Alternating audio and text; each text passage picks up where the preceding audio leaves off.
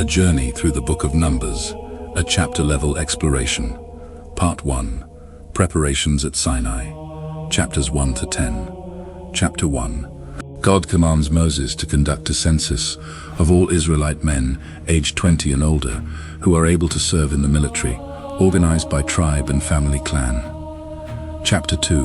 The layout of the Israelite camp is organized in precise detail, with the tabernacle at the center and the 12 tribes encamped in specific formations around it, led by designated standards.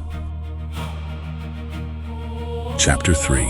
A census of the Levites is taken, replacing the firstborn of Israel for sanctuary service.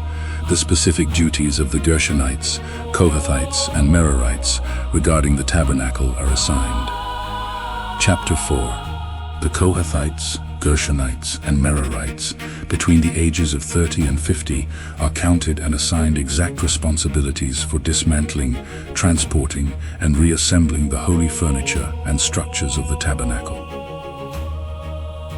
Chapter 5. Laws are established requiring the removal of ritually unclean people from the camp, restitution for wrongs committed against others, and a trial by ordeal for a wife suspected of unfaithfulness.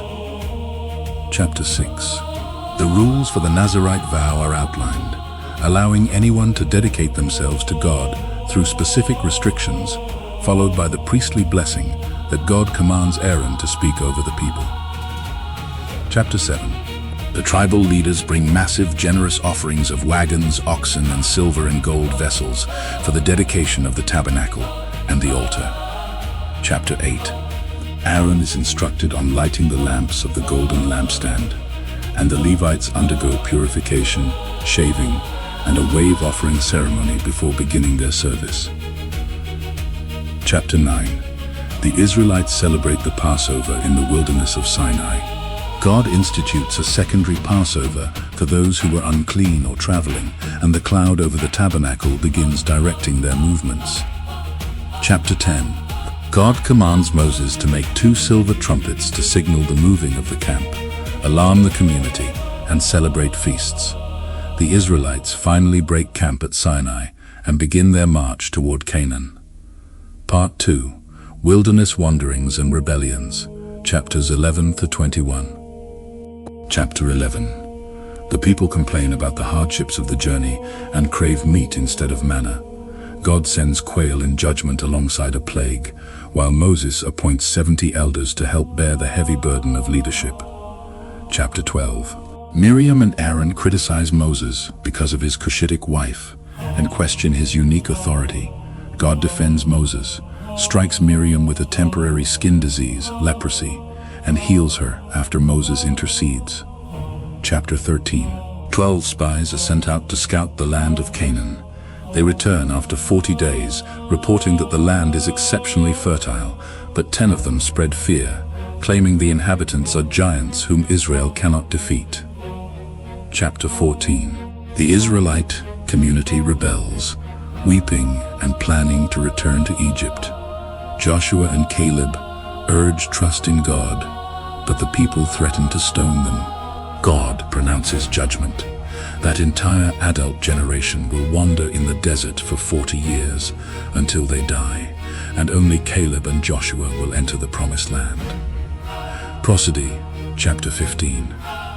God reiterates various regulations regarding grain and drink offerings, distinguishing between unintentional and defiant sins, and institutes a law requiring tassels on garments as a reminder of God's commands. Chapter 16.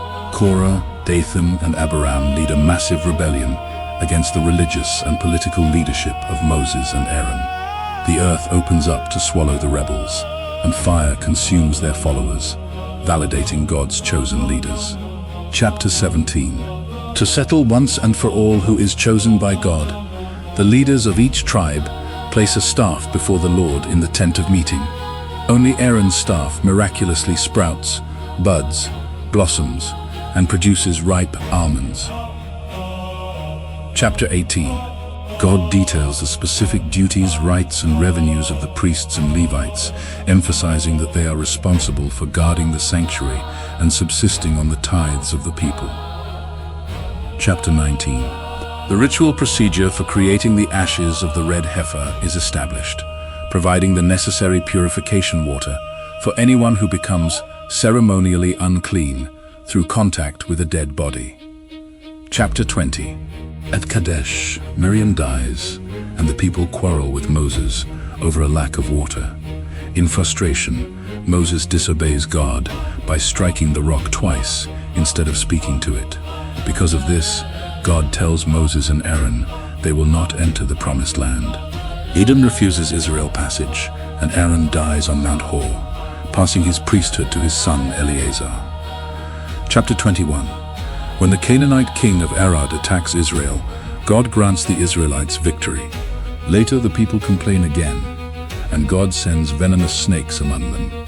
Moses makes a bronze snake on a pole, and anyone who looks at it is healed. Israel journeys on and defeats kings Sihon and Og. Part 3. Plains of Moab and preparation for conquest. Chapters 22 to 36. Chapter 22. Terrified by the size of the Israelite camp, King Balak of Moab hires a pagan prophet named Balaam to curse Israel. On the journey, Balaam's donkey miraculously speaks to warn him of the angel of the Lord blocking their path. Chapter 23. Balaam tries 3 times to curse Israel from different vantage points, but God overrides his words, forcing Balaam to speak blessings over the Israelites instead. Chapter 24. Balaam utters his final, profound prophetic blessings, foretelling a future star and ruler coming from Jacob, who will crush Israel's enemies before returning home. Chapter 25. Israelite men fall into sexual immorality and idolatry with Moabite women, worshipping the Baal of Peor. Phinehas takes drastic action to stop a plague sent by God, earning a covenant of an eternal priesthood. Chapter 26. A new census is taken on the plains of Moab to count all Israelite men aged 20 and older in preparation for dividing the land, revealing that the old rebellious generation has completely passed away. Chapter 27. The daughters of Zelophehad successfully petition Moses for the right to inherit land since their father died without sons. God grants their request, and Moses commissions Joshua as his successor. Chapter 28. God details the regulations for the daily, weekly, monthly and annual sacrifices and offerings that Israel must maintain once they enter the land. Chapter 29.